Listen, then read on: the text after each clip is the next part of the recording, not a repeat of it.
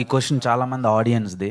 అగ్ని పరీక్ష చాలా టఫ్గా చేస్తున్నారు అని నడుస్తుంది. అండ్ వచ్చిన కంటెస్టెంట్స్ కొంచెం హర్టింగ్గా ఉన్నారు అని బయట ఇదవుతున్నారు. దాని మీద మీ ఒపీనియన్ అండి, అంటే ఏం చెప్తారు ఆడియన్స్కి? ఇట్స్ అ రాంగ్ స్టేజ్ అండి, బట్ మీరు అడుగుతున్నారు కాబట్టి ఐ లిమిట్ దిస్ క్వశ్చన్ ఈ టాపిక్ మీద. ఆఫ్టర్ దిస్ ఏం ఫీల్ అవుతున్నారన్నారు? చాలా టఫ్గా అంటే హర్టింగ్గా మీరు కొన్ని రెస్ట్రిక్షన్స్ పెట్టి మాట్లాడుతున్నారు అని ఉప్పల్ బాలు అని ఒక 4-5 కంటెస్టెంట్స్ బయటకు వచ్చి చెప్పడం జరిగింది. లుక్, మీ ఆల్రెడీ షో ఎయిర్ అయింది నిన్న రాత్రి నుంచి. మీరు చూస్తే మీకు అర్థమవుతుంది. యాజ్ జడ్జెస్ అక్కడ మేము డిఫరెంట్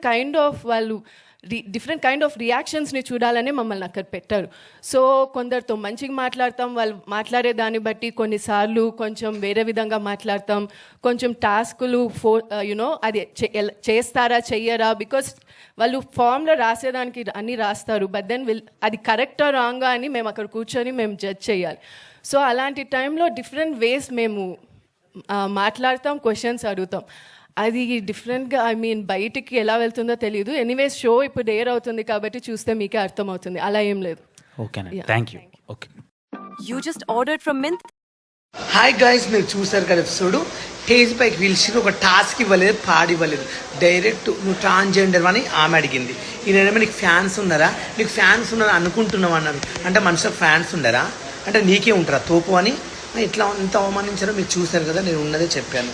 నేను ఇప్పుడు జెన్యున్గా ఏమైనా తప్పు చేసిన ఉంటే నాకు అభిజిత్ గారు పాపము గ్రీన్ లేబుల్ గుర్తు చెవులో చెప్పి రెడ్ లేపించాడు. నీకెందుకు అంత గుద్ద బల్పు నవదీప్గా, నీకు ఎందుకురా? నీకు ఆఫ్టర్ ఒక ఛాయిస్ ఇచ్చారు.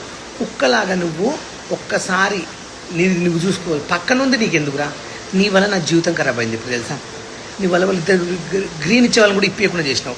ఏం పాపం చేసినా నీకు? నీ అన్యాయం చేసినా నీకు నాకు బంధం అన్నదమ్ములమ్మా, లేక మీ చుట్టాలు మా చుట్టాలు ఒకట నీ పాలుడవా? ఎలా అలా నన్ను అవమానించావు, ఎంత ఘోరంగా తిట్టావు, నన్ను ఎంత అవమానించావు. అంత నీకు ఎందుకు అంత కుళ్ళు? అంటే నేను ఎదుగొద్దా, నేను బిగ్ బాస్కి వెళ్ళొద్దా, నువ్వు వెళ్ళి నువ్వే సంపి 1,00,000 కోట్లు సంపాదించుకుని బతావా? నేను ఒక పేద కుటుంబం నుంచి వచ్చాను రా, నన్ను ఎంత అవమానించారో నువ్వు. ఒక విషయం చెప్తాను నవదీపు, నాకు గ్రూప్ డిస్కషన్లా జీడీలా గ్రూప్ ఒక రూమ్లో వేసినప్పుడు అన్నిట్లా హిందీ ఆమె సెలెక్షన్ చేసింది. ఆమె నిజంగా తెలియరాదు, ఆమె దేవత అనుకుంటాను. ఆమె బొంబాయి ఆమె నన్ను సెలెక్షన్ చేసింది. నా నవ్వుకు, నా జోకులకు, నా ఎక్స్ప్రెషన్కి ఫిదా అయిపోయింది. చేసి జీడీలో నన్ను ఓకే చేశారు, గ్రూప్ డిస్కషన్లో నన్ను చేశారు, మళ్ళీ మెయిల్ పంపించారు. ఓకే అయినావు, ఎగ్జామ్లో పాస్ అయినావు బాగా అన్నారు. అవన్నిట్లో చేసి ఒక స్టేజ్ మీద తీసుకొచ్చి నేను ఒక అవలపోకులాగా మాట్లాడి నన్ను అవమానించి నువ్వు ఒక ట్రాన్స్జెండర్వా, లేక నీకు ఫ్యాన్స్ ఉన్నారా, అసలు నేను ఎవరైనా దేక్తారా, అసలు నేను ఒక చిల్లర్ వీడియోలు నువ్వు కానీ అవమానించావు. ఎంతవరకు కరెక్ట్? నువ్వు ఎన్ని తప్పులు పనిచేసినావు తెలుసా? నీ మనసాక్షి తెలుసుకో. నువ్వు డ్రగ్స్లో దొరకలేదా, నువ్వు పోలీస్ స్టేషన్ పోలేదా, ఏం చేసినావు, ఏం జరుగుతుందని. కానీ నేను చెప్తున్నాను, నా సావుకు మాత్రం నువ్వే కారణమవుతావు. నిన్ను మాత్రం వదిలిపెట్టను. నా సావు చచ్చిపోయినంత బాధ అనిపిస్తుంది నాకు ఇప్పుడు.